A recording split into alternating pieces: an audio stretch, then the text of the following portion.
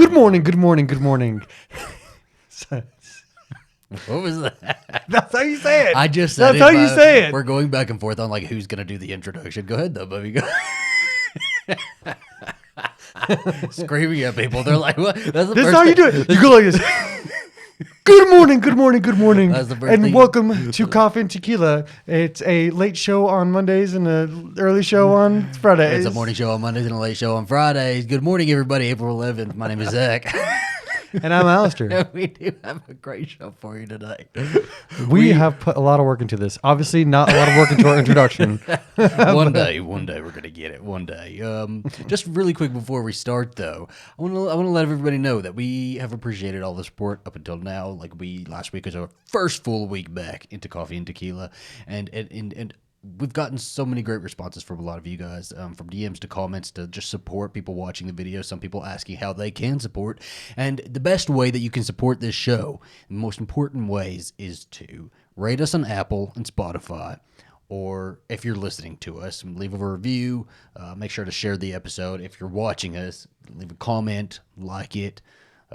Tell us what you like. Yeah, And yeah. share it with people who you think that would love it. Sharing it is also very important too. So if you like the episode and you think somebody else you know might like it as well, then go ahead and share it. Let's do it. Yeah. As always, this episode is kindly being sponsored by Helix Sleep, and we'll let you know a little bit more about it a little bit later in the episode. When has there ever not been a time that they're trying to pass legislation against the gays? What are the gays so? Why are the gays so dangerous? In the mid-century anti-queerness, I think they said. What did they say? Congress said that that homosexuals and communists were of equal danger. It was them. So it was like this whole new freaking term called McCarthyism, started by Senator McCarthy back then.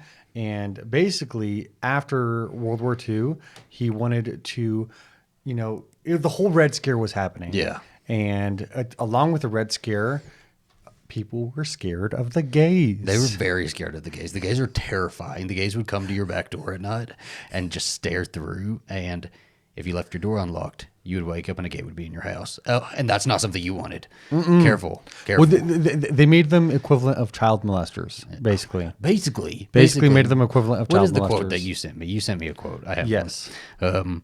During the 1950s, McCarthyism resulted in state and nationwide witch hunts of male homosexuals in which acts of oral and anal sex between consenting adult men were counted as treated the same as child molestation.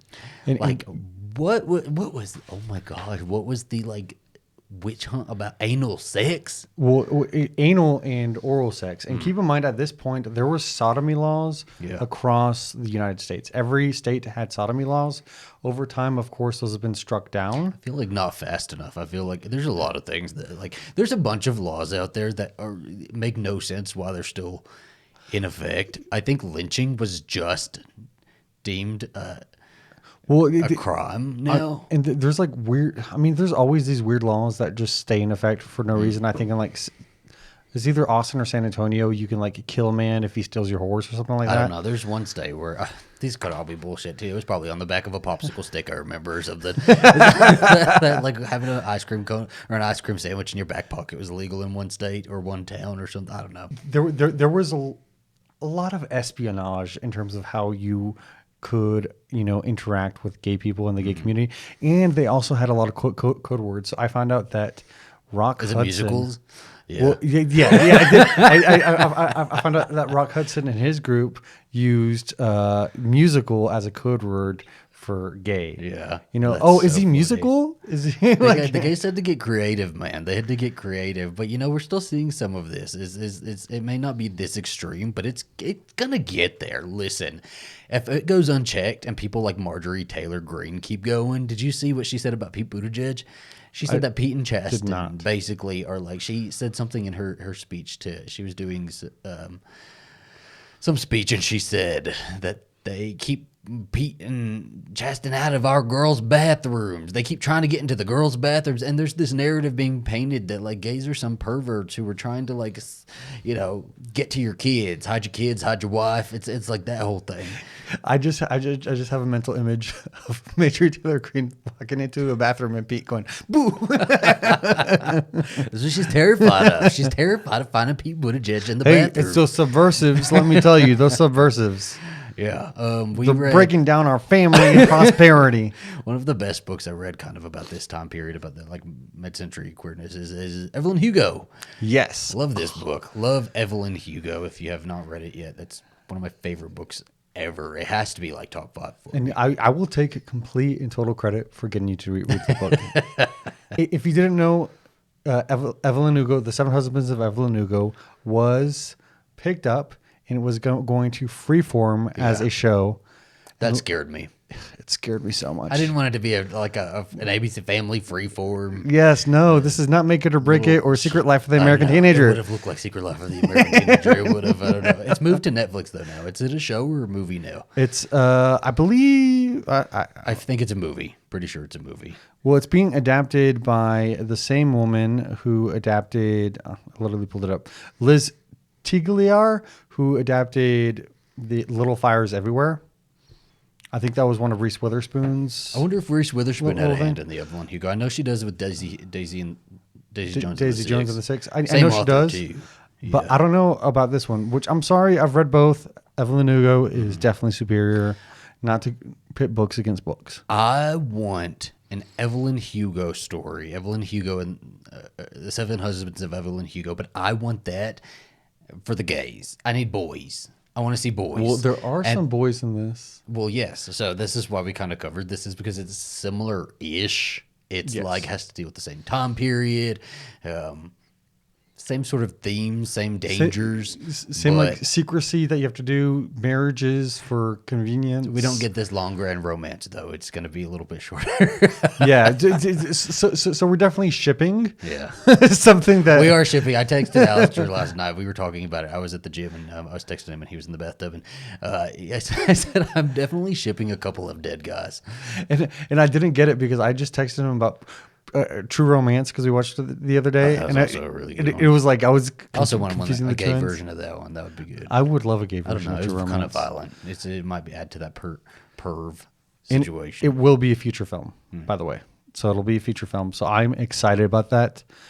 Get ready for us to go crazy. We're gonna we're gonna be fanboying hard about this. Coming up, tab Hunter and Anthony Perkins, a Hollywood forbidden romance. We're gonna talk all about it, tell the story, get into a little story time. But first, a little message about our sponsor. Helix is a premium mattress and a box company that makes beds to fit your unique sleep style. Oh my gosh. I love me some Helix Sleep. I know we recorded at the end of the weekend, and I have to say the last few weekends that we've been here in El Paso, we've just spent them all in bed. I know it's probably a bad thing. Probably a bad thing, but how can it be a bad thing with Helix Sleep? we have 2 Helix mattresses. One of them's in storage right now. That is the queen size mattress, but we love our Helix Midnight Lux king size mattress. Our king size mattress is to die for. But I don't feel like it's big enough somehow. No, with it the is dog, not. It's just not big enough. No, I mean it is big enough. What's crazy for me is how I can be sleeping on one side of the bed and have like this much space, and him and the dog are like right up against me. About me and the dog. Yes, you and the dog. Me and the dog. You and the dog. Okay. Let's talk a little bit about Helix now. Everybody is different and everybody has their own unique needs, and so they've made a sleep quiz that'll match you with your perfect mattress based on your needs. I am an all-over sleeper. Alastair's more of a side sleeper. He likes a firm mattress. I like, more medium. We took the quiz together and we got the Midnight Mattress. And one of the best parts about Helix is that they deliver the mattress right to your door for free. It comes rolled up in a box and is super easy to set up yourself. And if it makes you nervous to buy something online that you haven't tried, Helix has a 100-night sleep trial, so you get more than 3 months to make sure that you absolutely love it. And if you don't, they'll pick it up for you and you'll get a full refund. If you or anybody you know is in the market looking for a new mattress and you think Helix might be right for you, you can go to helixsleep.com/tequila. because we're Tequila now. I always almost get tripped up. Yeah. Where you can get up to $200 off of your mattress and 2. Free pillows. Ooh, get it. I was kind of ready for it, but I got it. 2 free pillows. Let me tell you, these are amazing pillows. You flip them over, they're cold. They stay colder longer. Alastair is ready to do a full 5-minute presentation on these pillows. This happens every single time we talk about this. I really love these pillows. Let me tell you. For today's little story time shindig, where we talk about Tab Antonia Hollywood Forbidden Romance, we're going to be using a couple different sources, right? Tab Hunter Confidential. It's Tab Hunter's autobiography, and it is so good. Is it a memoir autobiography? What is? I always write down the difference and I forget. I think it could be both, right? Yeah, autobiography, I'd say. It's his autobiography written in 2005, but then we also watched the documentary because the documentary is really good. Yeah, we're also going to be covering Split Image. Oh my gosh, author. I didn't even write that down. Okay. Zachary, how dare you? It's an Anthony You Perkins. say when I was the one reading it? Did you? It's an Anthony Perkins, a biography about Anthony Perkins. We're going to kind of reference that one a little bit too. So this is basically what we did. Is and we also watched an A&E documentary on Anthony Perkins. But we kind of knew like the biographies and the Eat True Hollywood stories and stuff. We're going to I figured they would kind of gloss over any of the gay stuff. It was better than we thought. I thought it was going to be, because most of those they will gloss over gay stuff like that, and they'll list like 20 movies he was in, right? So what actually did you know about Tab Hunter before we like decided to go ahead and start covering this, or before we ever first watched that documentary? Because we watched the documentary first, right? So we watched the documentary a while ago, and then we decided to cover Tab Hunter and Anthony Perkins, and so we watched it again. But before that, I hadn't known anything about Tab Hunter, so I had to look him up, and he was really among the gallery of stars back then. He was a big star. Yeah. He was like a really big star. He was the highest earner. Yeah, I was a little bit ashamed because my film knowledge is pretty good, I have to say. I'm gonna brag on myself a little bit, and I'm really good at like my film history. I didn't remember Tab Hunter. I didn't remember like reading about Tab Hunter. I don't think I've seen his movies, and I was a little bit embarrassed about that, but then watched the documentary. Who is this guy? I felt like I'm in love with him when I watched the documentary, him and Anthony Perkins and their whole story. And then he died in about 2018, so that was pretty sad. But he had a nice long life. He had a nice long life and a very eventful life, a life that put together this really interesting autobiography. I think the autobiography is like well worth the read, even if you've already seen the documentary. Go ahead and read the autobiography. Let's kind of get into Tab a little bit before we get into Anthony. His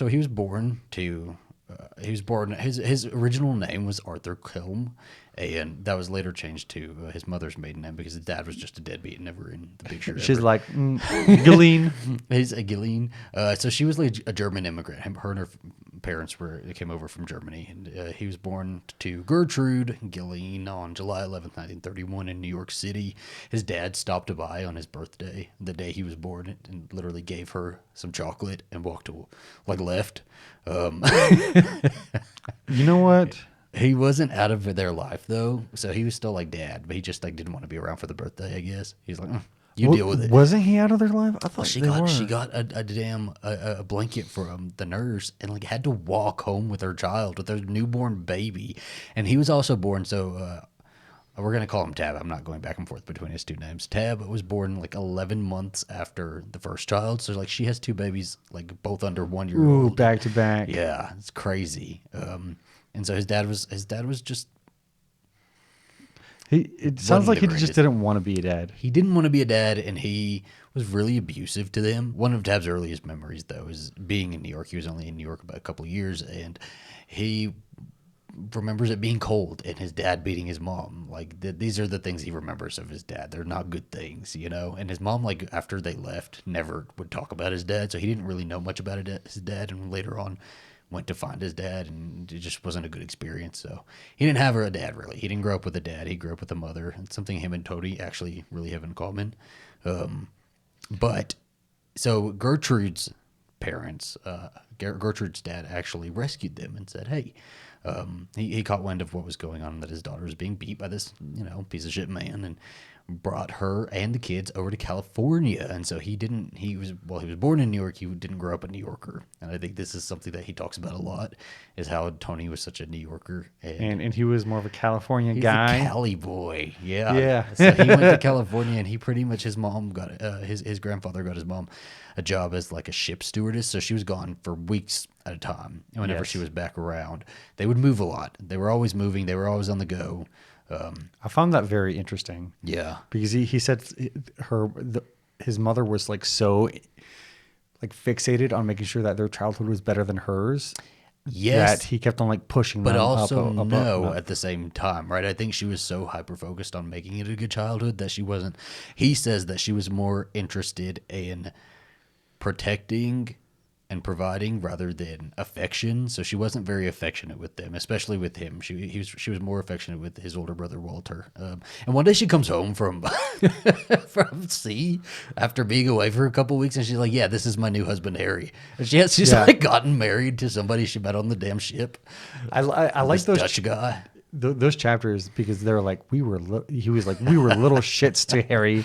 He didn't deserve this at all. He did say that. He's like, yeah, Harry didn't really deserve it. Harry like, one of my actually biggest loved my regrets. mother and was pretty good to my mother. But my mother wasn't also very good to Harry either. She also didn't love him. Yeah, he and said it was a didn't- marriage of convenience. It was a marriage of convenience because as soon as she got married to him, she like quit her job and didn't work anymore. Well, she quit her job, quit became for a little bit, yeah. a full-time mother, right? For a but little she, bit. But she was also doing like nursing or something like that. Well, so she wasn't the money that Harry was pulling in wasn't enough to keep her a full time mom forever. But she was, even though she wasn't super affectionate, she was always giving her sons lessons, right? And I wrote a couple of them down that stood out to me that I really liked, actually, because I think this is good. This is a good way to be a parent. Not the lack of affection. I give your kids affection, but also like teach them lessons, teach them things that are going to go on with them in life, Yeah. because she was really about pushing her kids to have the best life that they can and making it for themselves, not letting somebody else like give them a good life. They had to make a life for themselves. So for every door that closes, two open.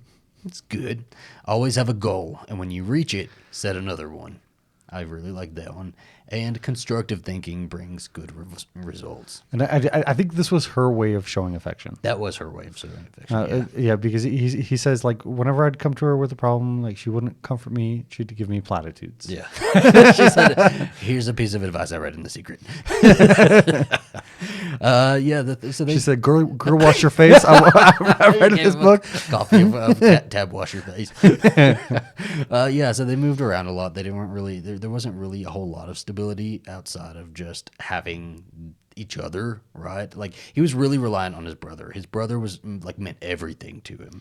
His older brother was a very important person in his life, and they had a very close relationship.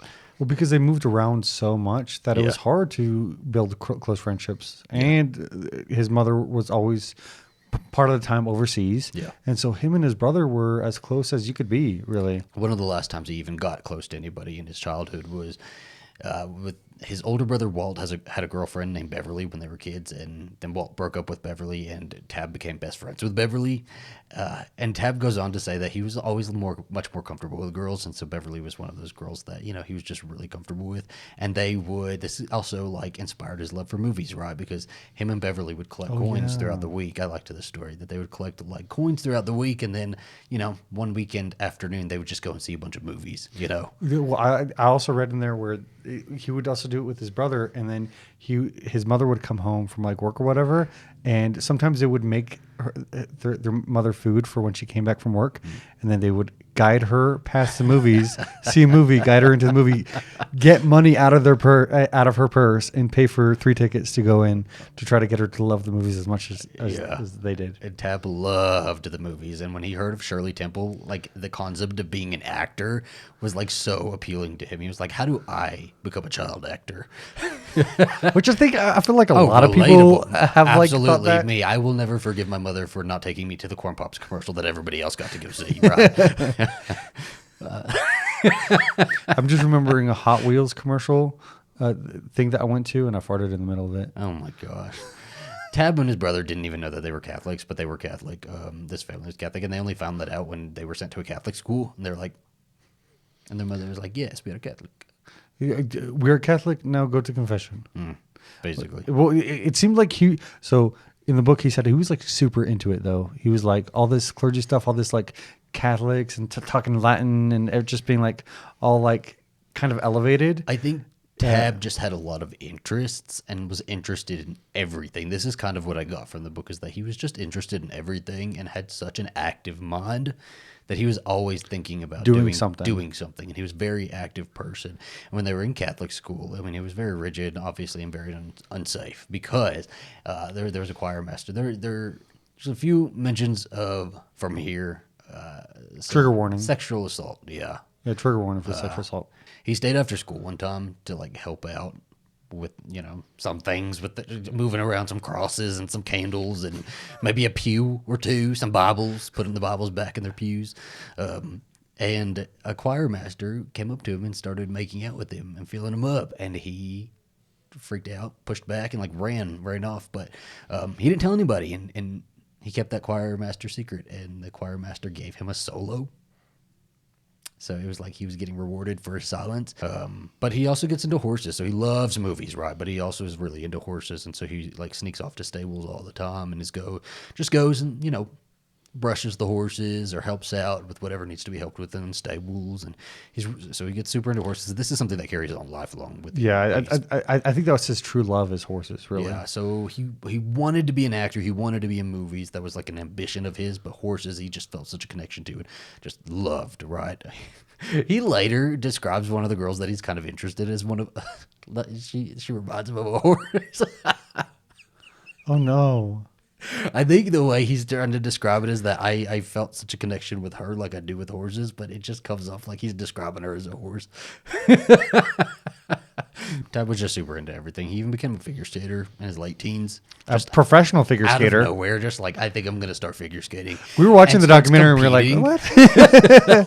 So it's just like he has these ideas and he goes out and does something. It just always seems like he's really trying to escape his life and trying to just do something.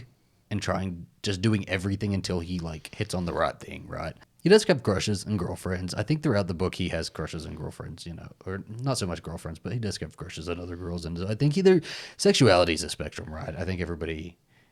Well, I mean, I had crushes on girls too. Yeah, like, well, everybody's somewhere on this sexuality spectrum. You might be on one extreme end or the other, but I think he's like not somewhere in the middle. He's definitely more on the gay side. Yeah, but I think. Not 100% gay is what I would think, what I take from this. Well, you know what? What we find out in the book is he don't like labels anyways. Oh, he hates labels. He opens the book with he hates labels. He doesn't want to be called any sort of label. Don't call him no good old American boy, nothing. He said, me, labels, none. Thank you. So there's an experience when he's 14 and he sneaks out of the house and he goes to the movie theater. He's not allowed to go to the movies on weekdays, but his mom is at work, so he goes to the movie theater. So he's there by himself, and an adult man comes and sits next to him and just starts doing stuff to him. Unbuttons his pants and does stuff to him, and Tab doesn't stop him, and Tab notes that he's like too scared to stop him because this is an older guy. He says that everybody at that age, he's 14, so everybody at that age just looks older. He doesn't even know what the age this guy looks like.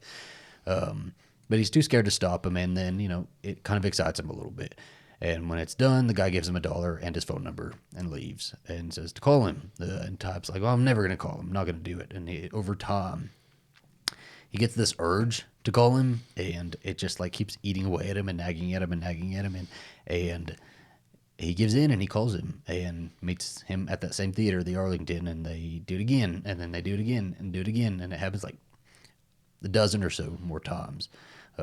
And this is kind of really what triggers his Catholic guilt, and he just like goes into a tailspin of guilt, thinking he's a sinner and what has he done and all that. Let me tell you, he wasn't in the fault, but he wasn't in the fault. No, this was a grown man. This is a grown man who did taking an advantage. Yeah, and it must have been so confusing for a child, This is the second time he's been. And this is him. This is a homosexual experience for him. This is his second homosexual experience against his will, or non-consensual, and it's really murky waters, right? Because it's not right. It's obviously pedophilia on that guy's end, but then he's kind of justifying in his own mind, well, I enjoyed it, And this is the place I can get that, yeah. So I'm gonna go after it. So he's making connections, yeah, and it just sends him into this tailspin of Catholic guilt. And I definitely had that, a big thing that I've suffered with in life is I call it religious-based OCD, and it's that anytime I think I'm like offending God, I start getting all of my OCD ticks start setting in. Like I have to cross myself, or I have to cross things like my phone, or I don't do it so much now, but I did it a lot when I was a teenager. Like when I was a teenager, everything I did, I thought offended God. Especially whenever I started having gay experiences, I was constantly just. Well, you still do that when you eat. Yeah. I used to. I heard of doing a rubber band whenever you had bad thoughts. Flick the rubber band, but then I was like, what if I start liking the flicking of the rubber band? So Yeah. I don't know. But this is he takes this as a lesson of God's free will and the consequences that come with it, and being careful. And I think that's kind of instilled to him through his mom, because his mom is always teaching them lessons and teaching them to find lessons in everything.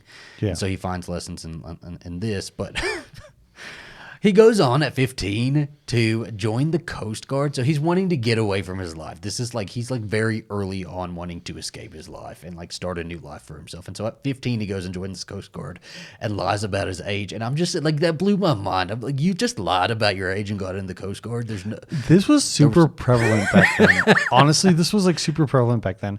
Maybe less so after World War II, but definitely still very prevalent. Yeah, it's just wild to me. It's like a year before they even figured that out. So he's in the Coast Guard for a year. They're just kind of bopping around. He thinks so. He's like in love with the movies, right? So he's thinking he's going to go somewhere tropical, or like to Shanghai or somewhere glamorous, that they're going to take him out there and he's going to have this adventurous life. And they take him to like the middle of the Pacific, to this like weather station. Well, that's what happens when you get in the military. Let me tell you. Yeah, he's just there, and he says that my days are just filled with keeping watch, chipping at paint, and then he starts having gay experiences there, and he like kind of starts feeling out, who might be open to having a homosexual, where the gays at, and so he finds a few of them, a few seamen, if you will, and then when he goes on leave, he would go off and he has started integrating himself into a gay scene and like understanding where the gay scene is. Well, I mean, I feel like we've all searched out the gay scene, but it was probably a lot harder in the 1940s, 50s. Oh my gosh! So it's like a whole year before the Coast Guard even figures out that this is a 16-year-old guy now. A whole fucking year, and they're like, "Wait a minute, Get out of doesn't here. seem right. How old are you?" And he's like, I'm 16. I'm 16. Like, you can't be here, but he's already like completed classes and everything. Like, he's like gotten military benefits. He had like a $100 a week, or not a week, maybe a month, $100 a month, like government check. So, finesse the government. Well, let me tell you, he got out quick. He did get out quick. But while he was on leave one time, he actually met an actor named Dick Clayton. This is like goes on to be like one of his longer term friends, right? And Dick Clayton, pretty much right off the bat, is like, you should be a movie star. You need to be concentrating on a career in movies. You need to be a movie star. And it's like really pushing him to be a movie star. Tab doesn't really care about being a movie star. He's like, I would love to. I don't believe him, actually. He says he doesn't care. He's like, I didn't care if I was a movie star. He even said that while he was in the Coast Guard, they called him Hollywood. They did. They called him Hollywood in the Coast Guard. I don't believe him. I think he loved. I think he was playing it down. I think he wanted to be in the movies. It's like, I accidentally became the highest earning person at Warner Brothers. It was just like, it's very like Robert Pattinson. And then I accidentally put out a number one single. Oops. Dick Clayton, Robert Pattinson. Dick Clayton introduces him to Henry Wilson, and Henry Wilson is notorious in this era of Hollywood, right? So yes. Even on the Wikipedia page, you look at it in one of the first few sentences that Henry Wilson is really notable for creating the beefcake craze of the 50s. So he had this whole stable of good-looking young men. Rock Hudson was his most famous client. Rock Hudson, this big giant movie star, and this was his first client, and so not his first client, but so Henry Wilson would basically just scout out these young, really, really good-looking guys, and all of his clients were super good-looking, and he would take them under his wing, and he would give them a new name. He would polish them up, dress them up, and basically give them a whole new persona that he could then pitch to studios, and they'd become these big, giant movie stars. Henry Wilson also was in. He wasn't a very good character. He was a pretty bad guy. What was that show called? Yeah. It was a Netflix show. Henry Wilson was portrayed in Netflix's Hollywood. Oh, it's Hollywood, a Ryan yeah. Murphy show. So of course, it's got all the Ryan Murphy fare. It's very cheesy. It was pretty good, like the first half of that show, but they definitely ended weird. I think it ended really weird they because I was really completely liking rewrote it. history. Yeah. They rewrote history. It goes, Which I don't mind, but it was also like very easy. It just felt very easy. You just have to watch it to understand. But Henry Wilson has kind of a character redemption by the end of that season, and he's like sees the error of his ways. That never happened. He never did that. He never saw the error of his ways. Henry Wilson was notorious for trying to sleep with all of these guys that he was. Or have them sleep with him to get All up. of his clients, right? Kinda, or yeah. like, yeah, he would wine and dine these guys, tell them Quid that pro they quo. could be big Hollywood stars, and put the move on them, and these guys would sleep with him in hopes of like furthering a career and building a career. And then, most times it just didn't even happen. Tab vehemently denies that he ever did anything with Henry. He says, I never did anything. I was never It's like gonna I do flirted anything." with him and that's it. Yeah, I he- drew a line. He definitely flirted with Henry to kind of like get under Henry's good graces, and Henry would definitely like cop a feel sometimes. Almost immediately, Henry was copping a feel and like putting his hand on his leg and feeling his back and maybe brushed his butt, Yeah. But Tab held his distance. Dick Clayton and Henry Wilson actually are the ones who came up with Tab Hunter's name. Remember, his name is Art Giller. Oh, Gilly? Arthur Gilly. Galeen. Glean. Arthur Galeen or Art Galeen. Art Galeen. So they come up with Tab because Tab is something that they say in passing on one of their sentences, and then Hunter is because he likes 'Cause of horses. horses. He loves horses, so they come up with Tab Hunter, and he hates the name. He says Tab makes me think of that soda called Tab. that's what I thought. I Yeah. thought that he was named after a tab. But Tab, I think but Tab I think the soda's after. This. it's funny all these names that people get. Rock Hudson. I You think that love was those That was one of names. the most perfect names I think ever exists. Is Rock Hudson. Such a cool Rock name. Hudson, But then Tab all of these Hunter. guys this is another thing I don't know if I believe is like Tab's like I always hated that name. It was a horrible name. It wasn't that great. I didn't like the name Tab Hunter. And Rock Hudson said the same things. I didn't like the name Rock Hudson. It's like really? Did you really not? Come on now. I think I like it. I think Tab Hunter is a good name. Plus, like he's still on the back of this book. It's Tab Hunter. Yeah, he's still as the calling author. himself Tab Hunter. So- He hasn't changed it back. I think he grew to like it. Yeah, well, I especially mean, by if you use it for so long, Well, he started getting successful under Tab Hunter. Of course, he started to like yeah, it. But he doesn't actually get. It's a while before he actually gets work. Remember, he becomes a client of Henry's when he's like 16, 17 years old. And it's not even until he's 18 that he gets his first like bit part, and it's like 2 words. But he gets $500 from these 2 words. It's 2 little. wish- I know. if we got so That's 1950s money. That's, What is that? That's $250 a word. Yes. Think of how many words we've already spoken. Exactly. Am I being charged for that? I don't know. But he's like he thinks this is amazing. He thinks he is on the up and up now. He goes and opens a bank account and everything, and it's a while before he gets another role. So the roles drive. This was it for a little bit, but then it's not immediate. But he does start after a little bit of time getting more roles, and this is when he sort of starts to make it. And Tab Hunter starts to snowball. He gets a movie called Island of Desire and gets to go and film in Jamaica and England. That sounds Talk about luxurious. I know. Like, call me Zach Hunter. Zacky Tabby Zach. Tabby Zach. You want to be a Zach. Tabby? Tab Pat and go Tab Pat. No. What Pebble? No. Pebble Pat. Pebble Pat is my Hollywood name. It's your Hollywood name. So he goes off and he films this movie, and by the time he comes back, he's got photographers all over him, right? His star is definitely starting to rise now, and over the next couple of years, his work is steady. He's getting roles, 1, 2, 3 movies a year, and he even gets signed into a 7-year contract by Warner Brothers Studios. He's one of the last stars to get signed by Warner Brothers Studios. I think it was him, Natalie Wood, and James Dean.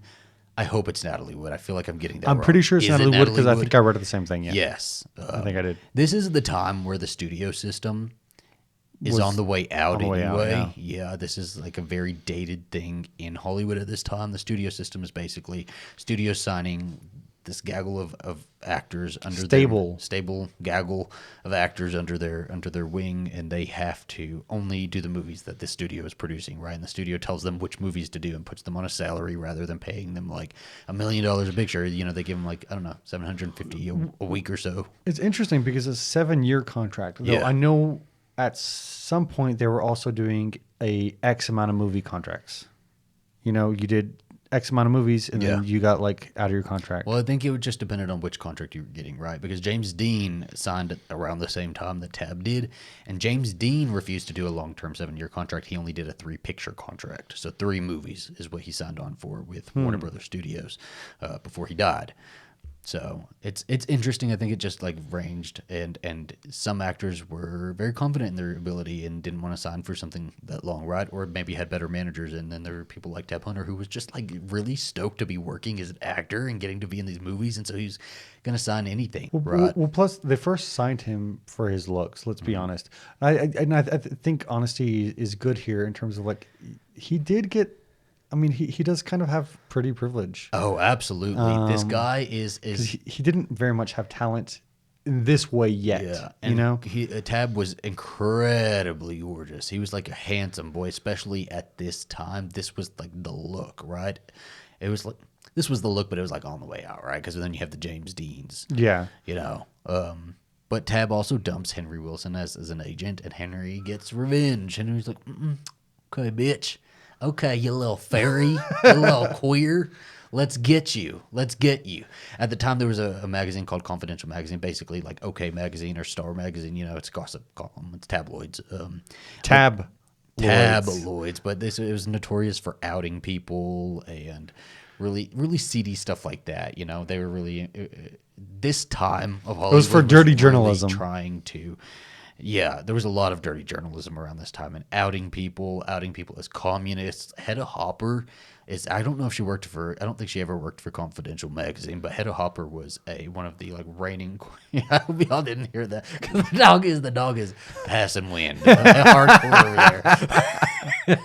there. Hedda Hopper was He says those journalists. a celebrity journalist who basically was like on a fucking mission to out people as communists and as homosexuals, and like she was very much into that I scene. mean, even like a lot of different actors got outed as like being that's the sympathizers thing, or communists, yeah, or stuff like that. So Confidential Magazine, or Henry Wilson goes to Confidential Magazine because Confidential Magazine is going to be doing a story on Rock Hudson that's supposed to be really damaging to his career. So Henry Wilson trades the Tab story for the Rock story. He says, don't run the Rock story. Here's the Tab story. I'll give this to you. And a lot of people still do this in media today, is in order to get your client kind of off of the roster, if there's a publication going to expose something about your client, agents and publicists and all that will trade another story for maybe even one of their own clients that's a little bit lesser than. That happens all the time. Well, sometimes it's like reframing the story. We will admit that they did this, but not that they did this. You know? Yeah. That happens all the time. So the story that is run in Confidential Magazine was one that happened when Tab was just coming up in Hollywood, right? He was just starting in Hollywood. It's already post meeting Henry Wilson, but like before his star even started to rise. And so he went to a gay party, and the way he describes this gay party is like, oh, it was a gay party, and I knew as soon as I walked in, there was no women, it was all men. They were cuddling and drinking the booze and smoking the cigarettes. You know, Tab really throughout this whole book says, I don't want labels. But I have to say, the good old boy of America, the American boy next door, the prudish type, those are labels that should stick with it, because he's all throughout this book saying, I don't know, booze, no liquor, no cigarettes. I don't like any of that. Gays having a party. No, none of that. You know why? I was there for the free food. I like the free food. The cops show up basically and arrest everybody at this party and charge everybody. He called the cops. He didn't call the cops. Yeah. I'm kidding. Tab I'm called kidding. the cops? He didn't call the cops. This is you're giving me a Alastair's alternative facts. Well, because I was leaning into your thing of calling him British. It's like, oh, there's gays here. Ching, ching. Yeah. So he gets arrested, and that goes on his permanent record, right? I think that it was described in the magazine as that Tab Hunter was arrested at a limp-wristed pajama party. Oh no. But like, you know, it's on his permanent record as disturbing the peace, and this is the story that runs in Confidential magazine, and the story is humiliating for Tab, but doesn't actually have any repercussions on his career. It really doesn't hurt his career at all. Yeah. It just gay rumors follow him for the rest of his career, which I feel like they were following everybody's career anyway. I feel like even still, I feel like gay rumors are less apparent, but gay rumors follow everybody. Yeah. I mean, but especially at that time, like these stars, like I feel like gay rumors and lesbian rumors were all over the place and about everybody. Any girls, any boys who hung out together one evening and got photographed were automatically in a romantic liaison. That's why you always had to pair off 2 women, 2 men. Double dating, if you will. Tab did have relations with other men. You know, he dated a little bit.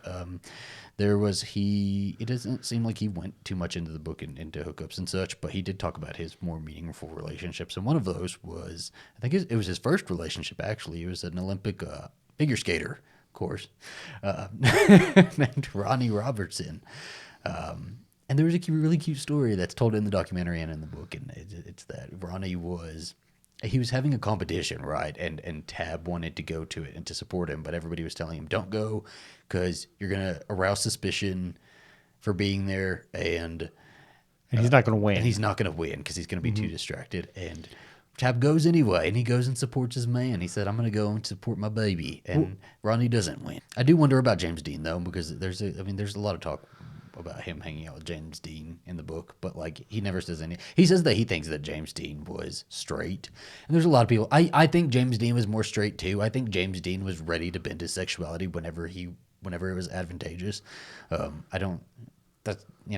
probably just what most people in Hollywood were doing. You know, it's just you hear more about James Dean's relationship with men than you do about his relationships with women. But I wonder if he ever did anything with Tab Hunter. If Tab Hunter and James Dean ever got it on. Or maybe they didn't, and that's why he's like, oh, he's straight. If you don't like this, he don't like me. This. You're looking at the tab, baby. He must be straight. Let me pick up the tab for you. But by the time Tab meets Tony Perkins in 1955, he's a big star. So, you want to go on to Tony Perkins? Let's do it. We don't talk about Tony. No. Tony's makes me sad. Well, it's really interesting because I read some of Tab Hunter, and then I read also the Anthony Perkins one, and both of them are very much that they don't like the labels that have been slapped on them. Yeah. But at the same time, really conforming to the labels that have been slapped on them. Yes, we also have to keep in mind that this is a biography of Tony Perkins and not an autobiography. He didn't have any participation in this book. No, he didn't. So he was raised by his mother Janet Perkins, and her longtime female companion, Michaela. Everybody says they were lesbians. They were roommates. Everybody says, someone said, I think that they were lesbians, but if not, they had a wonderful platonic relationship. Some people say about us too, baby. We're just roommates, guys. So his father was a big theater star. Yeah. His name was Osgood, and his father didn't care much about having a kid. His mother wanted to have a kid, and that's why they had Anthony. Mm-hmm. But his father really, for the most part, only cared about being in theater and doing theater. And he ended up passing away at the age of 36. He had a heart attack, right? Yes, he had a heart attack. And but Janet Perkins, during this entire time, she handled both his money, and later on she would handle Tab Hunter's money. And this kind of goes into how controlling she is over time. Yeah. Because she really wants to control almost every single aspect of Anthony Perkins' life. And we notice this about Anthony Perkins going forward, is that he seems to fall into this pattern of being controlled by older women. Yes, because that's what he's comfortable with. And then you also see the lengths that he goes to gain some independence. Mm-hmm. But it's all really interesting.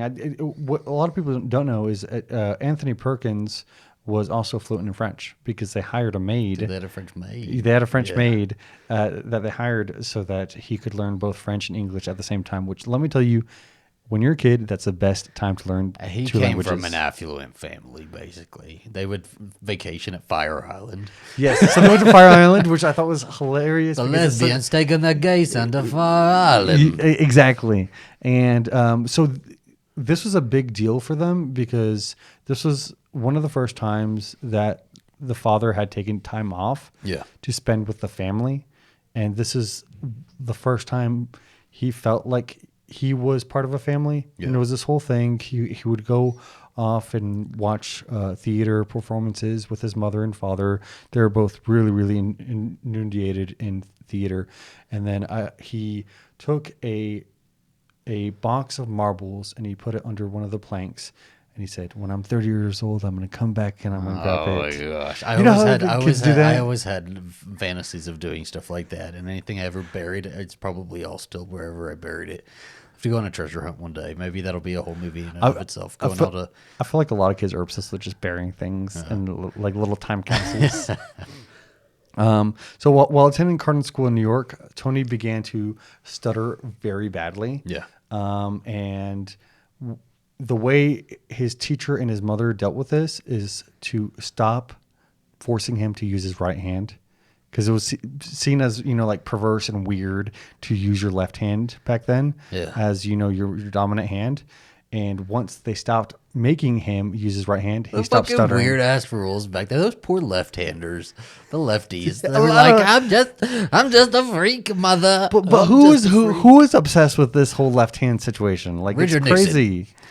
McCarthyism. That's what it is. Probably he did it. All those commies, The homosexuals, the communists, left-handed. and the left-handed are the menace to society. And it's funny because throughout his entire career, he almost his biggest movie everybody knows is Psycho. Yeah. And he tries to throw off the Norman Bates. And I don't want to say that there's a lot of correlation. There's a lot of correlation. There is. And there's a lot of this is literally a quote from him. He says, "I became abnormally close to my mother," he confessed. "And whenever my father came home, I was jealous. Yeah. It was the audible thing in a pronounced form.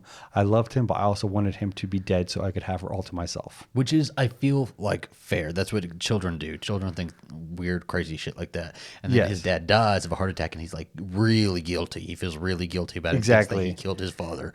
And that For a carried long with him for a time. long time. Even in adult years, he thought he killed his father. Yeah, he was completely horrified by this. Yeah. And he was often described as a very beautiful, shy, but introspective kid. And they moved around quite a bit at this point. So they moved to Florida for a bit, and then they moved back to Boston. But during this time, she was very worried about the lack of a masculine influence in Anthony Perkins' life. She didn't want him to basically be growing up just being, raised by women. And so she tried to force him to do sports. I thought the weird part about that book was that they were saying that because of his mother, he was so effeminate, and because he was growing up around women all the time, he was so effeminate, and that's why. And if he just had a man around, that he would have been fine, And the way they talk about him being effeminate is a little disturbing sometimes, He's really not as effeminate as they make him out to be. He's not. He's not even, right? He really just seems like there's nothing wrong scholarly, with intellectual. It's just he wasn't the brute, manly man that Rock Hudson or maybe even Tab Hunter were. Yeah, he wasn't a sports guy. Yeah, and he wasn't a sports guy until his mother made him a sports guy. Well, his mother tried to make him. She tried to make him play basketball, but basketball. We've all played basketball at one point or another. Baseball. But he was afraid of the ball. I'll be honest. I played hockey for a couple years. Hockey was the only sport that I was good at. But really, I just like the skating part of it. So you are a figure skater too. I like the skating part of it, and I like that I could just push people. Baby, are you the Tab Hunter? And I am the Anthony Perkins? I don't know. I don't think so. Well, I don't know. Here's another story that actually reminded me of you a little bit. Oh, no. So apparently he was known for telling a lot of scary stories to his cousins. And he would scare them with tales of the there was like a lake behind like a house, and he'd like scare them that there was like monsters in it, like tell whole elaborate stories. And here is this other accounting from one of his cousins, verbatim. There was also a beautiful old caged elevator in their apartment building, similar to the one Olivia de Havilland had in that marvelous movie, Lady in a Cage. One time, Tony told me, "You know, we have a mad janitor down there who has dismembered cats and dogs and God knows what else. You must be careful not to look him in the eye." We got off the elevator, he punched it to go down, and then he jumped off. I didn't know how to operate the elevator. He sent me down to the basement by myself, and he just laughed. I was petrified. Finally, he let me back upstairs later. When I saw him in Psycho, I thought, perfect. I've done a theatre reading by Alastair J. Patton. I hope you've enjoyed your evening tonight. But the whole comparison to Psycho. But it was obvious. That's the comparison to me. It's fucking Psycho. Okay. It was obvious because like he really vied for attention with his mother, and he vied for attention with his Mimi, and his cousin would talk about it all the time. This is a constant with him, especially with women figures. He vied for attention. Yeah. He was eventually sent to a boarding school to toughen up, to become more of a manly man. Tony, they're always trying to get him to toughen up instead of just like nurturing his creative talents that he clearly has. You know, he's like a theater kid. He's a theater kid. He's creative. Yeah. Just nurture that instead of trying to force him to be this brute. So I will say he later says that because of this, he thinks that he can take any kind of like verbal abuse, any kind of abuse, because of like his experience like in the boarding school. Yeah. He was bullied by boys while he was there when he failed to show up for a baseball game. Like he was bullied very, very, very badly. And he wrote his mother, he said, "Please transfer me to another school. I can't be here anymore." And she wrote him back straight with a note that said, "Straighten up and fly right." And there's a present. And guess what the present was? Oh. It was a baseball mitt. Mm. So, you know, it's really interesting because allegedly she was a queer person herself. Yeah. And I could see that she might have been like battling with both her being a queer person and her not wanting her son to also be queer. It doesn't even sound like she was battling it. It sounded like she just had a different expectation for a man than she did for a woman, and that a gay man, whether she probably wasn't even thinking of him, I don't know if she was thinking of him as gay or not, or homosexual or not. She probably read the McCarthy thing that said homosexuals are danger to America, and not lesbians though, not lesbians, but the gays. It's the gays. Well, it was interesting because Jane had to be in total control. Yeah, and Tony was not. So all of his money, any money that he made, he would spend it. Well, he would give it straight to his mother. Yeah. And because of this, he didn't have a lot of money to move around. So he hitchhiked a lot. Oh, my gosh. I was shocked when I saw this in the notes. Yes. In the Google Doc. Because you had notes about him hitchhiking, but he also hitchhikes in here, but it's not revealed until later that one of his friends says, yeah, he was hitchhiking and basically hooking up. Hitchhiking for homosexual experience. He was cruising. He was cruising. He was cruising. And he would do this a lot of times. And one time he told his mother did an interview and was like, she should be like, I'd be so worried about him sometimes because he'd always call me on the way back. And then like there's this one time where he went with his buddies, and then it was like a whole like what you would tell your mom if you were trying to like tell her that, you know, that you were staying with a friend, but you know, you couldn't reach them, but you were also obviously doing something naughty, you know? And so she had a couple of stories like that. But he also was playing in the theater a lot. Yeah. His mother had really good relationships with the theater and would often work as like somebody who worked in the administration for theater. The first theater he worked at was the Brattleboro Summer Theater in Vermont, where he would play like very small roles. And this was like his kind of introduction to theater. And he did also see Scarface, which his dad was in. Movie, yeah. I didn't realize that was the original. Yeah. So he saw it in like, I think in a way theater and acting was a way for him to be closer to his dad. Which is like so understandable too, right? Yeah. Like why wasn't his mother just like recognizing that and everybody recognizing that rather than trying to make it this negative thing that he wasn't, you know, tough enough and they kept trying to put him in baseball. Well, instead of giving his time to baseball, maybe put him in some acting classes or some theater classes and like really nurture. I mean, let's think about the time period though. You know, they're not going to be doing that. Which is interesting because she was like super supportive of the theater stuff because every summer they would both like work at theater troupes and stuff like that. Just a manly actor. But during the year, you got to work on being a man. Work on being a man during the year, and then on your summer vacations, you can be a little bit queer. But let me tell you, you can be a man in so many different ways. Exactly. There's not the definitions on masculinity and femininity. Like everybody has a little bit of masculinity and a little bit of femininity in them. I wholeheartedly believe that, you know. And I think focusing on one or the other too much is just so dangerous to somebody. And it's how we're kind of like redefining what it is. Like it was so toxic. It's still toxic, but it was so toxic back then. Oh yeah. But like he finally did switch schools. Yeah. He got a backbone and he went in and he told everybody, I am not coming back to this school, no matter what. So he got to a transferred school, and what he would do is he was known as very sweet. Yeah. He'd always kind of manipulate the adults with his looks and stuff. And so whenever there were sports, he'd go and play piano. And they're like, oh my gosh, he's so good at playing piano. And then he'd like, he said, I wrote this one. It's called Home Run. this one's called. But let me tell you, Zach and I have been listening to his music. It's pretty We'll get into it. Oh, are we waiting for that? He has one called Indian Giver. It's a little problematic. Which is interesting because, so one of the ways he thought was cool is how he signed all of his papers. With a TP? He signed it with a TP. But after he graduated high school, his last summer at the Robin Hood Theater, he kind of had a little summer loving. So it's Tony and Williamson. But so Williamson is interviewed for the book. Yeah. And he said, yeah, like I could feel it. We were both closeted but too afraid. So we'd go on like dates, and like he would go to the movies, and he'd put his head on my shoulder. And it was just very sweet. I love how sweet Tony is and how like, yeah, it does kind of remind me of you a little bit. You're sweet and you're a little bit shy. You're super shy. A little bit of a psycho. A little bit of a psycho too. You got them crazy eyes sometimes. I don't know, because he reminds me of you a little bit too.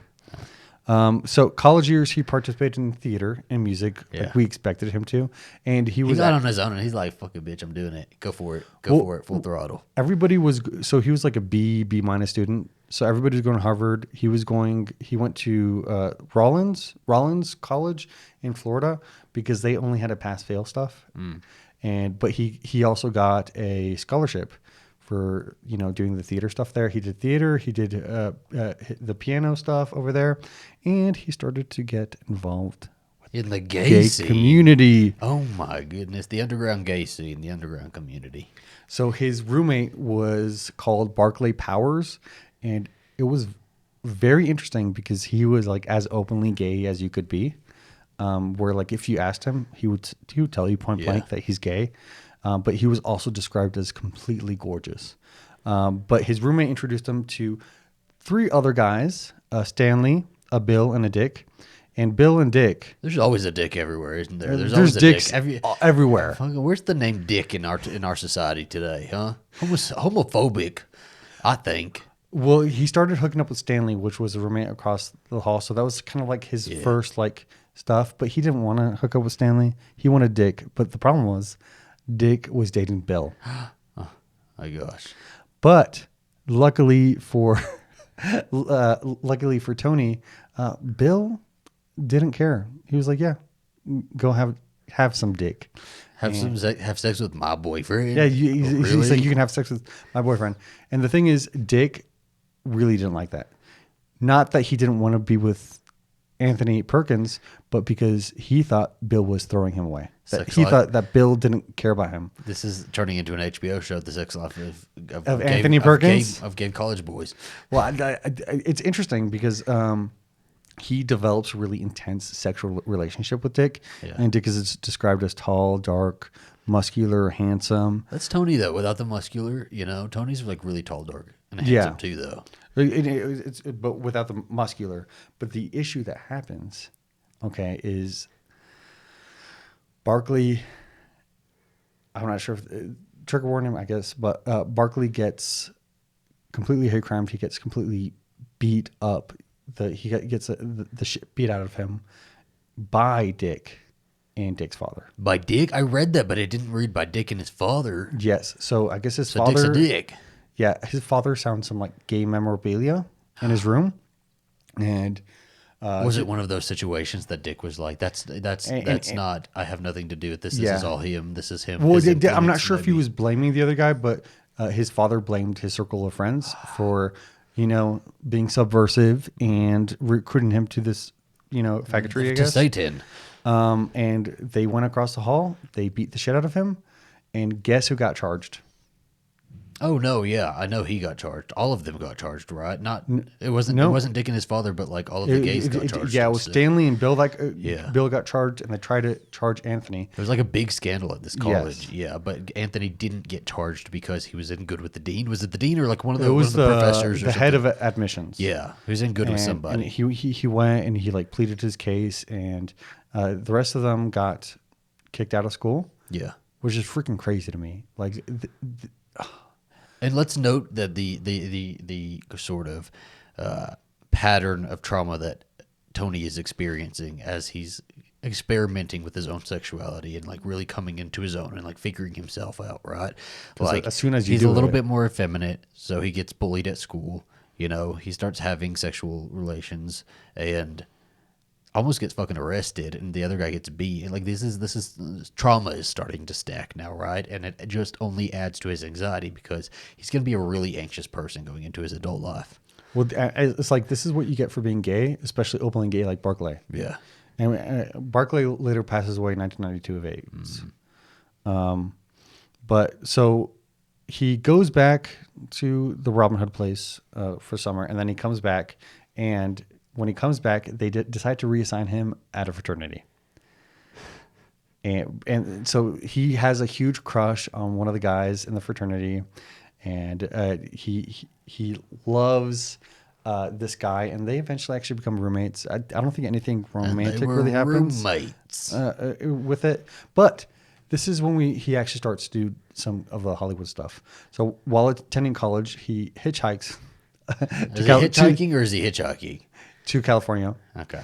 and On so the way, just picking up a little dick here and there. he just wants to be discovered. Yeah. So he's just hanging out in front of all the studios, being like, "Discover me, discover me." Meanwhile, his dad's on Perkins, and he's been like in theater work already. Had theater work, working. Like call a freaking agent, man. Call Henry Wilson. Well, he actually knows somebody over there. Yeah. But he's trying to like get in good, and he gets like 2 seconds of like the back of his head or something. And they finally bring him on, and then they cast him for a movie that's eventually called The Actress. Yeah. And the movie doesn't do very well, but a lot of people say that this is one of his best performances. And then he goes back to college, and then when he leaves college, he moves to New York. Moves in with a Helen Merrill. This is the old lady that he's living with, right? The Yes. one who this is a weird one. This is a weird relationship. It's a weird relationship, but she was also like letting other performers stay with her. So it wasn't But like, like it's one of those weird like controlling older women things. yes, it Like is. It is. It's going back to that pattern. And him also vying for her attention all the time, because what he wants more than anything else is kind of like a confirmation of like of like motherly love. Yeah. Because his mother. What you didn't mention, are you going to Yeah, mention it? His mother I didn't sexually mention. abused him growing up. His mother was sexually abusive to him. Oh, I didn't know that. Yes. Actually, I did not know that. I'll Which is double probably check. why. I'll double check and I'll cut it out if it's not. Yeah, if it's it's not right. It's But probably why they were too close. But what I did know is that the mother never gave him compliments or anything, and only criticized him all the time. yeah, And all he wanted was, to have like a good job, from his mother. But he replaced John Kerr, who was going to Hollywood, on Broadway in a theater Broadway of Tea and Sympathy. It is so the plot of this is a sissy who is fixed by the love of the right woman. what a role for Anthony Perkins' life too, man. Right? Oh my gosh, I didn't even think about That's that. so That weird. is true. We'll get into it, but irony. And it's he does super well. Yeah. People love his performances. Tea and Sympathy is doing really good. And I think that he could probably also draw from a lot of his own experiences to be able to play that character. But the other interesting thing and very traumatic thing that happened to him during this time was he was drafted into the Korean War. So he was trying to get out of it. He couldn't figure out how to get out of it. And so he decided to finally go and tell them that he was a practicing homosexual so that they would declare him unfit. But apparently, so nobody knows exactly what happens there. And right now, his boyfriend at the time was Williamson, a man who showed up just like randomly to like his dressing room, but they've been together for a while. So what he says, what Williamson says, is he doesn't know what happened, that it was, whatever happened was very harsh, definitely just broke him down. And he thinks that there might have been some sexual assault involved with what happened. And because he comes back, he completely broke down for like hours and hours and hours and hours on the floor on end after this fact. And it really broke him down. And he only got better once he took himself in to go and play Tea and Sympathy. And it's funny because Williamson says that Anthony Perkins was making noises that he's never made in his life, like really bad sobbing noises, but that he later integrated into Tea and Sympathy's performance.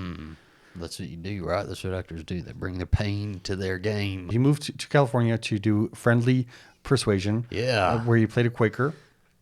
And actually, Fred Whitmarsh from the Robin Theater Company helped him like hook up for this job and stuff. Friendly Persuasion is like really his like breakout here. This is where he starts getting recognized. Yeah, this is a big one. Also, where he's going to meet Tab Hunter. It's where he's going to meet Tab Hunter. Yeah, William met Tony.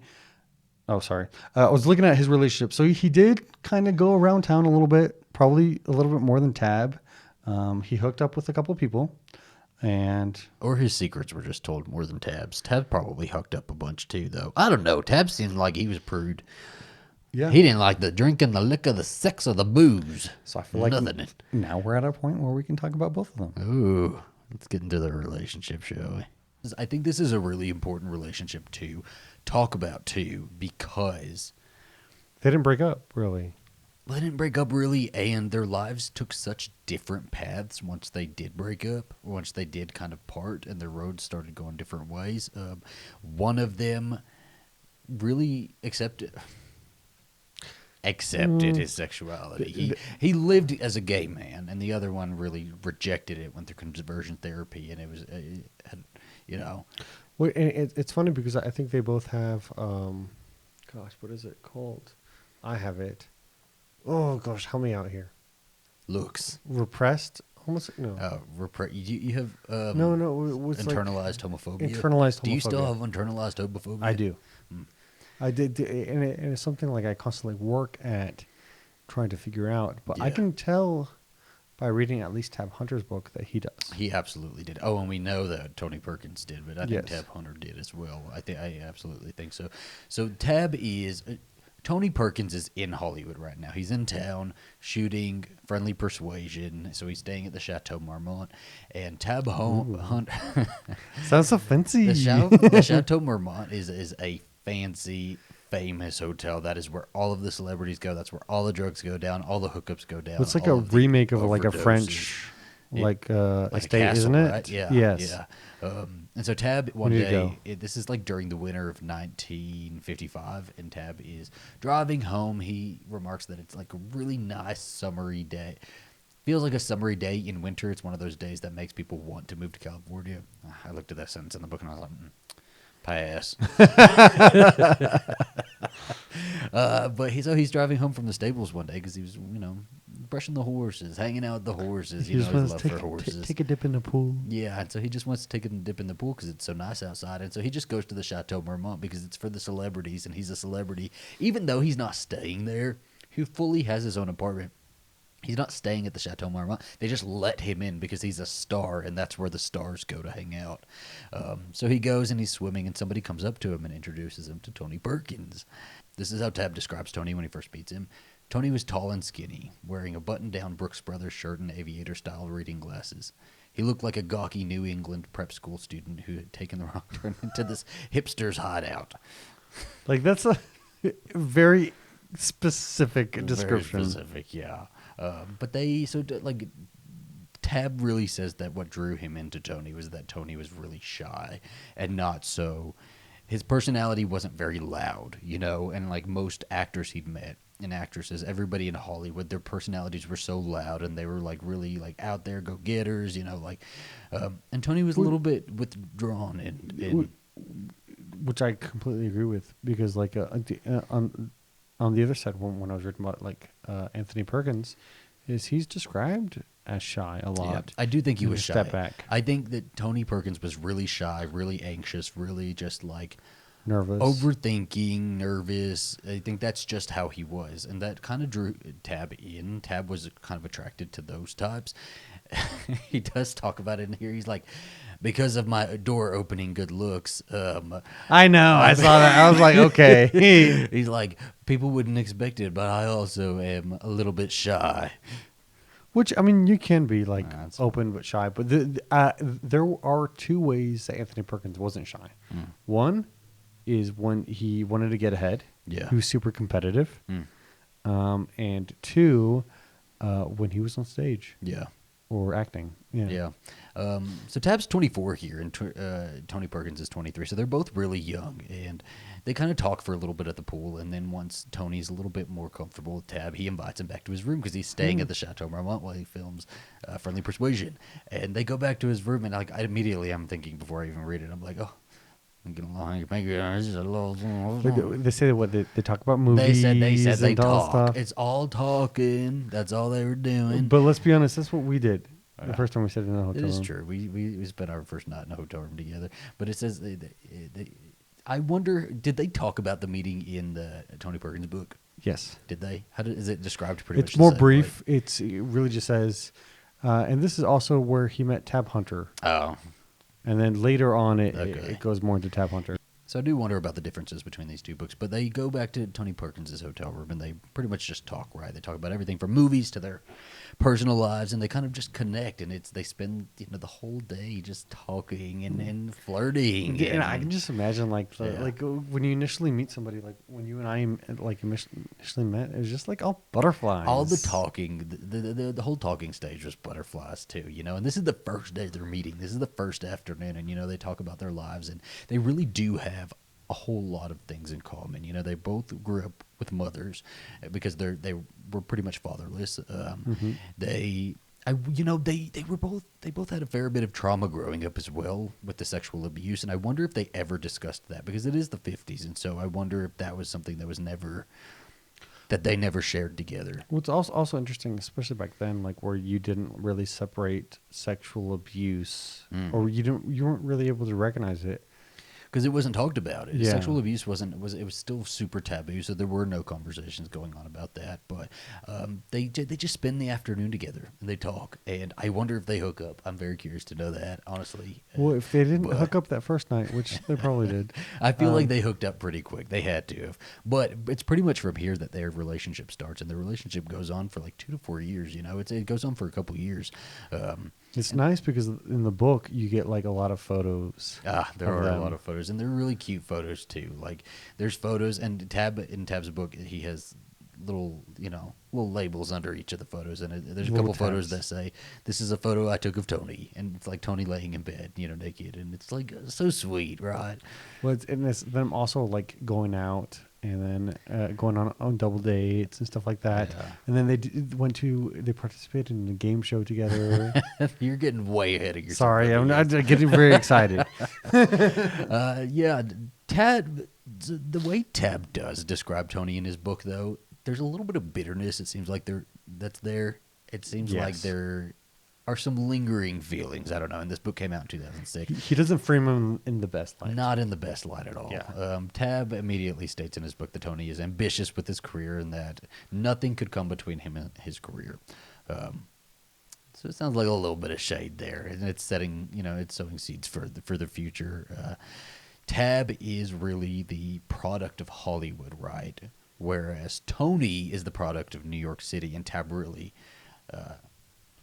respects that about Tony and really likes that about Tony. Tab has this like Marilyn Monroe thing, I think, and that Marilyn Monroe really wanted to be a respected actress and like did everything she could to. She even went like to New York to study acting in New York under the Strauss School of Acting and like the actor studio, and really tried to form a genuine acting career with substance. And it feels like this is what Tab wanted as well. And so when those types of people are seeing people like Tony, they really are like marveling at this character type that is a serious actor and comes off like a serious actor, you know? Because Anthony Perkins is an actor. And Tab Hunter is that sexy guy from the movie. Yeah, he's eye candy, and that's how he's displayed a lot. That's one of the labels that's always put on him and he's always on girls' walls and all that stuff. And that's what he is. I get it. You know, which I think he likes and doesn't like. You know, I think it was very, where he like loves that people love him. I think he enjoyed it to a certain point, and then when he wasn't getting any respect, and he's really putting work into these things, and when he wasn't getting respect, it really weighed on him, and he started to dislike that sort of image, especially as he's getting older, you know, as he's creeping up to 30 and not really the teen heartthrob anymore, you know. So Tad's pretty much established in Hollywood by now. Tony's just the new kid in town, you know. Friendly Persuasion isn't really out yet, and so he is just this new kid in town. There's a lot of buzz about Tony, but nobody's actually seen his performance at the movie, and that actually leads to his just the buzz from Friendly Persuasion leads to Tony getting, is it a 5-year contract with Paramount? They sign him to a studio system as well. Yes. 5-year contract with Paramount. Because he's with Paramount, Tony's with Warner. And it's really interesting because Paramount was at a weird place at this point because James Dean had just passed. So they were looking at Tony Perkins to be the next James Dean. Yes, they were really trying to push They wanted him to fill all those shoes, all the roles he was going to play. Again, Tab Hunter is like all-American boy looks, you know, blonde hair, blue eyes. And Tony Perkins has that dark and brooding, like, kind of aura about him that James Dean had, and they're trying to recapture that sort of light. It's interesting because James Dean has a very dark and brooding look, but Anthony Perkins has that, but he has a very cerebral way of doing things. So Tony moves to Hollywood, right? Because that's where you got to be. That's where you got to be. You sign this contract, you got to be there. Unfortunately. He moves to California, and he gets a place that's only a couple blocks away from Tab. I'm thinking about this, and it gives me butterflies. You know? He moved because it's this secret like gay romance, you know. And he gets an apartment a couple blocks from Tab, but he's pretty much at Tab's house every night. You know, he lives at Tab's house basically. He just has his own place, and he is there so often. He even buys a ping pong table for them to enjoy while he's over at Tab's place because they both love ping pong. So they just sit out in the evenings. It's funny because they don't drink or smoke and they're just playing ping pong. In the warm evenings, they're just out playing ping pong and discussing life, talking about their careers and everything they want to do with their careers. You know, they're really probably their future. Like how does that look? I when you're in the 1950s? If they talk about a future though. Like, does a couple like this in 1955 talk about or their do they future avoid together, or are these conversations that they don't have? But Tab's landlord, so Tab's landlord likes to joke around and poke fun at all of the tenants and their guests, and so he sees Tony coming around all the time, and he starts making jokes towards Tony, and Tony is pissed. Tony does not like it because Tony's a little bit uptight. Tony's a little bit rigid, and the landlord is pretty much making jokes about, he calls him Ma Perkins. He says that he's like so uptight that he's like a mother, like Ma Perkins, and so every time Tony fucking hates this. By the way, Tab says that this is the only guy that can really get under Tony's skin, and so Tony, whenever he's at Tab's place or going to Tab's place, he's always looking around corners or looking through the blinds to make sure the landlord's not there. He's like sneaking around. Avoid this landlord and making jokes, and I feel so bad, you know, because he'd been bullied basically his whole life. He doesn't want to be bullied anymore, you know. Also, what a shitty landlord. Yeah, I think because I'm sorry, but I feel like you need to stay away from like the business of your tenants. If you're a landlord, you need to let them have their privacy. It's just, I don't know. I think it's just that because Tony was bullied for so long. But like, so Tony also is a New Yorker, remember? So he doesn't know how to drive. No New Yorker knows how to drive, you know. I see cars everywhere, but apparently nobody there knows how to drive. So make that make sense for me, because I don't get it. It's true. I've met a lot of people who don't know how to drive. But Tony doesn't know how to drive. And guess who teaches them how to drive? Tab. Tab teaches Yes. Tony how to drive. And he says that Tony learns pretty quickly. And then once Tony learns how to drive and gets his license, he goes out and gets a baby blue Thunderbird, because all of the young actors at this time have Thunderbirds. All of their friends have the same car, just in different colors. So Tab has a black Thunderbird. Their friend Lori has a yellow one. Natalie Wood has a pink one. And now Anthony Perkins has a baby blue Thunderbird. I love it. Just young They're probably all like went out on the Reminds town. me of 90210. That's what I think of in my head. Is they're all just hanging out. And, Not gonna lie, I kind of want a Thunderbird now. I don't care about Thunderbirds. Tony doesn't really have any friends here, though. You know, his whole New York crowd, the theater crowd, is back in New York City, and so he doesn't really have anybody here. So Tab takes him into his sort of group, and because they're both, Which is like it's a young up and coming actors, really, yeah, right? it's all the young and up and coming actors. It's Dick Clayton, who Tab's been friends with forever. It's Another Dick. Venetia Dick. Stevenson, who's like a director's daughter. It's Lori Nelson. You know, they even hang out with Natalie Wood a little bit, and it seems like it's all women, because I guess Tab and Tony both are just more comfortable with women. Well, and you need a beard. You do need a beard. We're getting to it. Yeah. I mean, side note, they also used to hang out with Tuesday Weld when she was 14, and they would all make jokes about how mature she was, and then she would take out her flippers and reveal her baby teeth and be like, "I'm real mature, aren't I?" But like this, I'm just picturing this 14-year-old, almost like Drew Barrymore, sitting there with like getting drunk with all these young Hollywood actors. It's fucked up. It's fucked up. But obviously, like Tab and Tony are having to keep their relationship secret. You know, there's only a few friends who really know about their relationship, a few of their close friends, and that one of those is Venetia, because Tony becomes really close to Venetia, right? She was already friends with Tab. She was one of Tab's good friends, yeah. But Tony took a real liking to Venetia, and Venetia's supposed to be like one of the most gorgeous women who's being photographed at this time, right? You look her up, and she is gorgeous. But Tony basically like goes over to Venetia's house all the time to complain about Tab, and it's just like this. It's like he's just bitching about his boyfriend. It's like so normal, right? You're just bitching about your significant other and how you know, if you get mad at them or if you have a little tiff, you go over to your girlfriend's house and you just talk about it, and that's what she was. She was like his girlfriend, you know, like. Yeah. And it's funny because if you watch the actual documentary, Venetia is in the documentary. Yeah. She's like, I guess I was a beard, but I didn't mind it. She was their beard, absolutely. Yeah, she was definitely their beard also, and she it looked like they had fun together. Venetia says that because Tab wouldn't really talk about the relationship, that he was gay, that nobody ever would bring it up. And if anybody even alluded to Tab and Tony being together, that Tab would kind of fly off the handle and get really upset. They had a lot of fights, him and Tony, about this. They did have a lot of fights about this. Which is interesting because I feel like Tony, it's funny because Tony eventually obviously got married, but I feel like at some point he would be more open to have just like. I feel like if he had just out. one stable, really good relationship, that it might have been. I don't know. I feel like I don't know though. You know, I say that maybe that would have been the thing that would have kept them together, but probably not. It's just the time. You got to think of the time and all the factors around it. So Tab tries to make it sound in this book like Tony's the paranoid one, and he's always worried about, you know, always looking over his shoulder and worried about them getting caught. But I think they both were, you know, they both must have been really paranoid about getting caught, because I know Tab was super paranoid after that Confidential magazine article came out about him. And, you know, they probably were both just really frustrated they had to be so secretive. You know, I don't know. It's sad.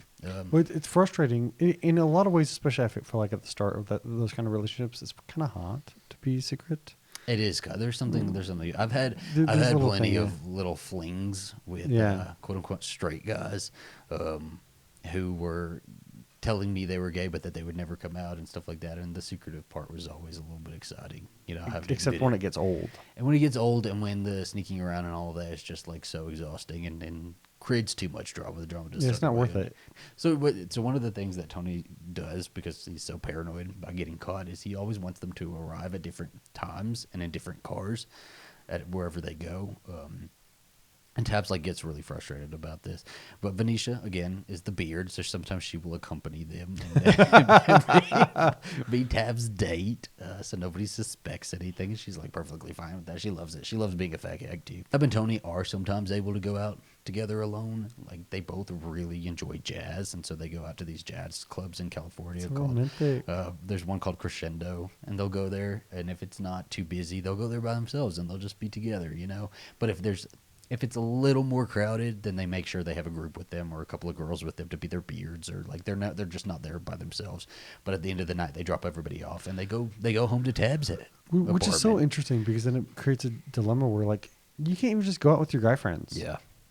You know, you can't just do that. And they are the guy friends. You're my guy friend. Well, okay? Well, you know what I mean. You know, are my bang buddy. You are my husband, my boyfriend, my secret lover, and my guy friend. Excuse me.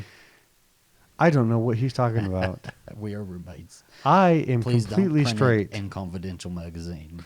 I have been dating a woman. It just sounds like they have this really young, cute love, you know, and it works sometimes. But then there's other times that it's really stressful because they just don't want to get caught. You know, they're always thinking about getting caught, and they are worried about having stories written about them. And, you know, Tony is a new actor, so he's like definitely and just landed. He's so worried about his career. Really worried he's about his super career oriented. Yes, and one thing that really weighs on Tony is the studio. So Warner Brothers doesn't really give a shit if Tab is gay. They don't really talk to him about it. When the Confidential magazine article came out, the head of Warner Brothers basically told Tab, they were on the red carpet and somebody asked him a question about it, and he basically told Tab, you know, it's today's headline, tomorrow's trash, right? Or tomorrow's toilet paper. That's not how it is over at Paramount. The head of Paramount basically is hounding Tony about his sexuality. He's always berating him about his sexuality, calling him to his office, yelling at him, saying, "You can't be with Tab. You can't. You need to stop seeing Tab. This is going to be horrible for your career. You need to go and find a girl. You need to do this. You need to do that."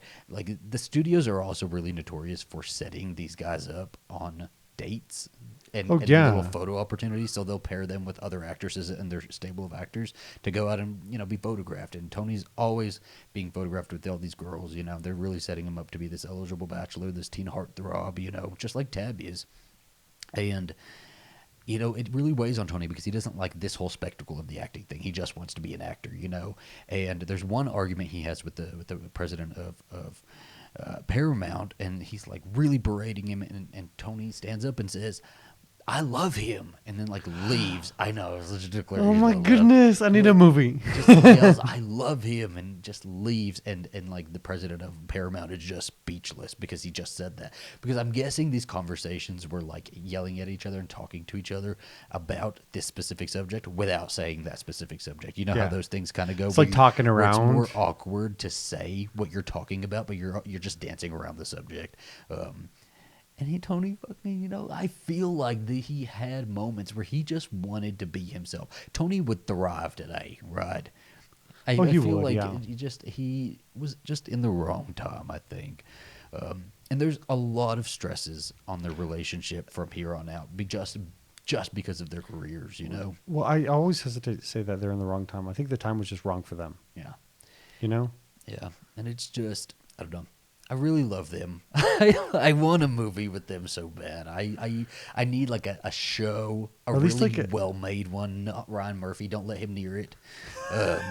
Because he will set it up very well, but he will fumble the ending. He'll cast the right people. He'll get the right cinematographer, and then he will send them to space or something. Right now. But it's just a sweet story, and I love their relationship. I love Tab and Tony, and we're gonna get into it next time in part 2. But they get into a lot of heated discussions. They really are like kind of a turbulent. They do have kind of a turbulent relationship, and then their lives, when they kind of split off and go separate ways, you know, their lives go in they just end up in very different places. Very different at the end of life, right?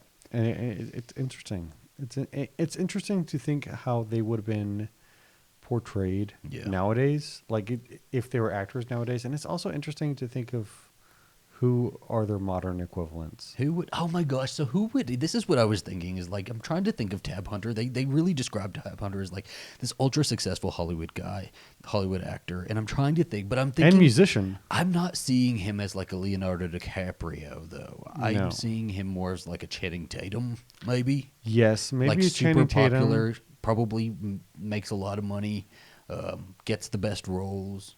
Or not the best roles, but like gets the popular roles that are going to bring in box office bucks because he was a box office draw, you know. Yes. But he wasn't getting the roles that Well, were like super meaty. he's wanted. somebody that his draw is what he looks like physically. Yeah, Right. And oh gosh, what's his name?